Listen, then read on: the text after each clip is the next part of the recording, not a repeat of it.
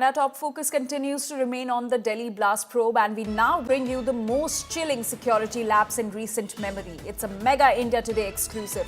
A suspected car bomber driving an explosive-laden I-20 cruising through the heart of VVIP Delhi completely unchecked. Captured on CCTV across 43 ultra-secure zones, this is the terrifying journey of what can be called the Delhi Terror Cruise. From Kartavya Path to India Gate, from Akbar Road to Rail Bhavan, from Tughlaq Road to Lodhi Road, the car moved freely through areas where even a moment's halt triggers alerts. But that day, on November 10, no action despite a full-fledged alert. Remember, 28th October, Umar's handler Muzammil was arrested. Agencies already had a name. Yet the I-20 remained parked at Al Falah University, unflagged, untraced and unchecked. A simple scan of the campus CCTV could have stopped the plot in its tracks. It wasn't done, and the bomber kept moving. The uncomfortable truth stands exposed. VVIP Delhi was in the direct crosshairs of terror, and the system didn't even blink.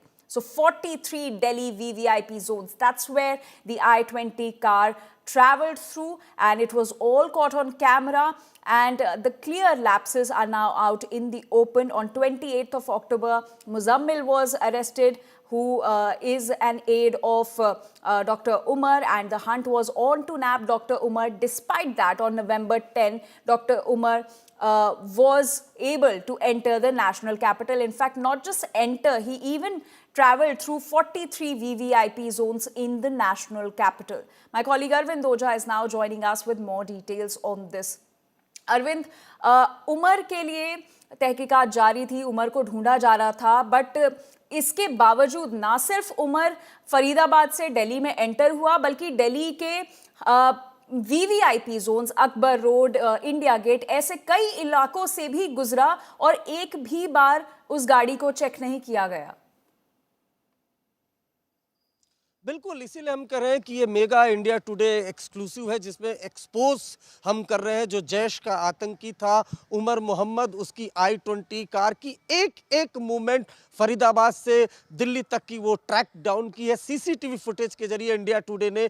जिसमें जो सबसे बड़ा खुलासा है, जो first step हम करने जा रहे हैं, वो ये कि 28 अक्टूबर को जैश का जो टेररिस्ट था मुजम्मिल, उसको ज्वाइंट ऑपरेशन में फरीदाबाद पुलिस और जम्मू कश्मीर पुलिस ने फरीदाबाद से अरेस्ट कर लिया था। जाहिर सी बात है, मुजम्मिल ने इंट्रोगेशन में उमर का नाम लिया होगा और लिया भी था। On paper Umar Mohammad absconding था, लेकिन 29 और 30 का जो सीसीटीवी फुटेज है इंडिया टुडे के पास, यूनिवर्सिटी फरीदाबाद यूनिवर्सिटी का, जिसमें वो प्रैक्टिस कर रहा था डॉक्टर उमर, वहां का सीसीटीवी फुटेज है। उसमें साफ साफ दिखाई दे रहा है कि जो I-20 कार है वो अल फलाह यूनिवर्सिटी के अंदर ही खड़ी है।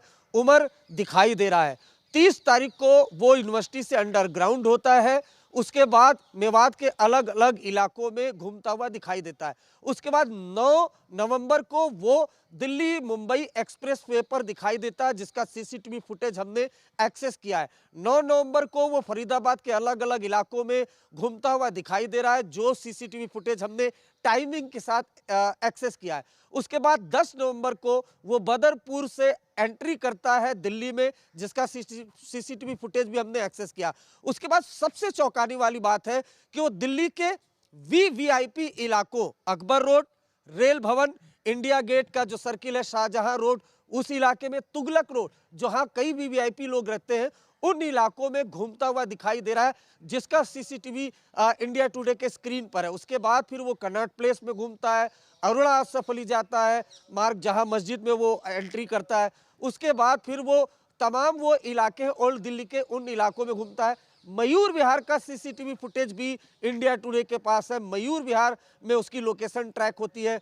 वजीराबाद इंडस्ट्रियल एरिया में वो जाता है। यानी दिल्ली के लगभग हर इलाके में I-20 कार, जिसमें आईडी होती है, उससे जो जैश का आतंकी उमर है वो घूमता हुआ दिखाई देता है। उसके बाद लाल किले की पार्किंग में एंट्री करता है और फाइनली लाल किले के बाहर 6:48 के आसपास, 6:48 से 50 के आसपास जोरदार बम धमाका होता है, जिसका सीसीटीवी भी इंडिया टुडे ने पहले एक्सेस किया है, जिससे पता चलता है कि कितनी हाई इंटेंसिटी का ब्लास्ट रहा होगा। तो 43 सीसीटीवी इमेज से हम ये दिखाने की कोशिश कर रहे हैं कि कैसे वो फरीदाबाद की यूनिवर्सिटी से निकलता है, उसके बाद अंडरग्राउंड होता है, फिर 9 नवंबर को दिखाई देता है, फिर 10 तारीख को वो दिल्ली के सभी वीवीआईपी इलाके, तुगलक रोड, शाहजहां रोड जो इंडिया गेट के पास है, अकबर रोड, रेल भवन से पार्लियामेंट कुछ कदमों की दूरी पर है, इन इलाकों में घूमता हुआ उसके बाद लाल किले के पास जाता है और कार बम धमाके को अंजाम देता है। अंजलि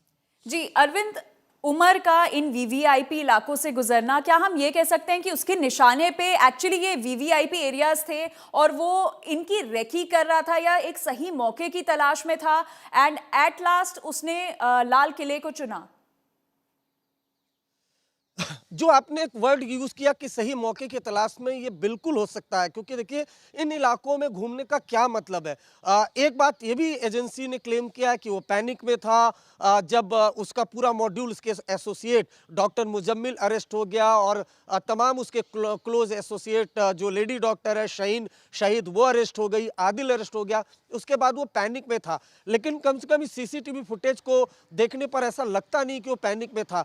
29 को वो अल फलाह यूनिवर्सिटी में मौजूद रहता है, 30 अक्टूबर को अल फलाह यूनिवर्सिटी में मौजूद रहता है। देखिए इसमें सबसे हैरानी की बात यह है कि जब 28 तारीख को मुजम्मिल अरेस्ट हो गया, उसने इंट्रोगेशन में बता दिया था उमर के बारे में, तो 30 को, 1 तारीख को, 2 तारीख को अगर फरीदाबाद पुलिस और जम्मू कश्मीर पुलिस उस अल फलाह यूनिवर्सिटी का सीसीटीवी फुटेज खंगालती, एक्सेस करती, तो वहां से लीड मिल सकती थी, वहां से पता चल जाता कि उमर इस i20 कार के साथ घूम रहा है। उस i20 कार का नंबर लेकर अगर दिल्ली एनसीआर की पुलिस को अलर्ट किया जाता, कार की चेकिंग होती, तो कार रोकी जा सकती थी, इस बम धमाके को रोका जा सकता था।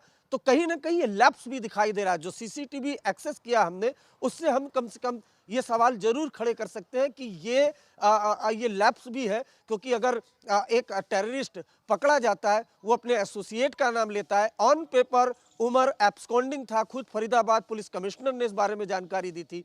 तो अगर सीसीटीवी फुटेज उस अल फलाह यूनिवर्सिटी का, जहां से एक के बाद एक कई डॉक्टर जो वहां से जुड़े हुए थे, जो जैश के टेरर मॉड्यूल में अरेस्ट हो रहे थे, अगर वो सीसीटीवी एक्सेस किया गया होता एजेंसी के जरिए, तो वहां से बड़ी लीड मिल सकती थी।